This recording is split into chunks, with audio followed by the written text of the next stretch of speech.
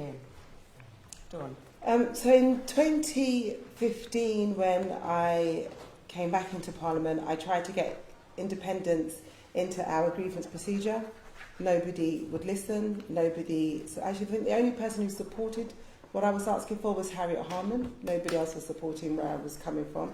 That was in 2015. When I was in the shadow cabinet, I raised issues.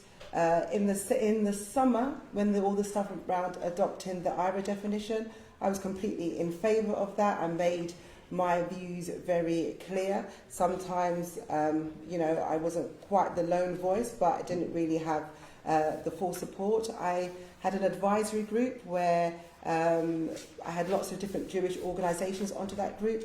We had lots of meetings and private meetings. I tried to work with the Jewish Chronicle, but that didn't work at all. I've spoken to MPs and all the other groups. I did try to meet with, Ruth here as well. It's a shame that Ruth lost her seat. I tried to meet with all of the Jewish Labour MPs. They have a specific group, but I was told that I had to wait for that meeting. And I did at that time. Luciana was the chair of the group. So I did many things. There's lots of emails that were sent. There's lots of letters that I sent. I tried to make sure that even when we had the Chakrabarti report, which wasn't perfect, but they had well, I know, but the whole point was there were some good recommendations in there in terms of how you speed up the process, how you have transparency in the process, but we just couldn't.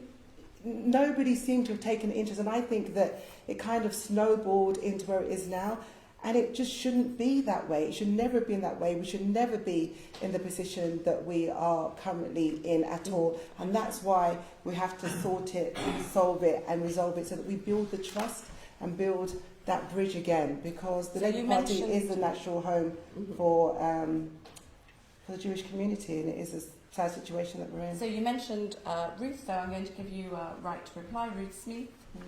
Thank you. I find it very difficult. I'm looking forward to hearing other people's comments on what they did or did not do over the last 3 years. But you know that I stood up at every parliamentary Labour Party meeting and called out our senators and asked for help. And I didn't get any. In fact, there have been times where I was dismissed, where colleagues, including some of the people standing for election, shouted at me for raising those issues and shouted at me in my own office for raising those issues. And the idea that it should be Jewish women that had to lead this fight by themselves, because that's what happened, with notable exceptions, is simply a disgrace. So I'm very interested in knowing where people were. I'm very interested in knowing why you were silent. I'm very interested in knowing why it was left to Luciana, and then me, and Louise, and now Margaret, who is alone. And for the people in this room, when I stood up at the PLP, when Louise Elman was sent out, and when Louise felt she had to go, and said we were going to end up as Juden Frey, and no one did anything. So this is your responsibility to fix. But more than anything else, you did nothing. And you left it for people like me to lead that fight. And candidly, you should be ashamed.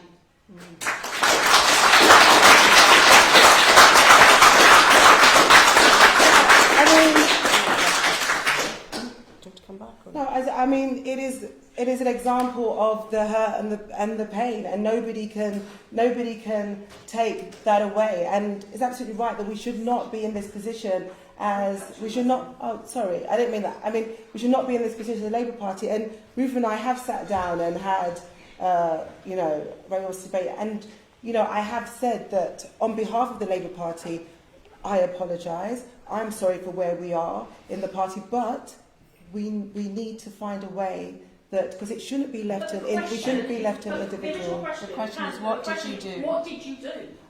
Well, I think I explained a lot of what thank I you. did. I'll move on now. So Richard, can you tell us, what did you do?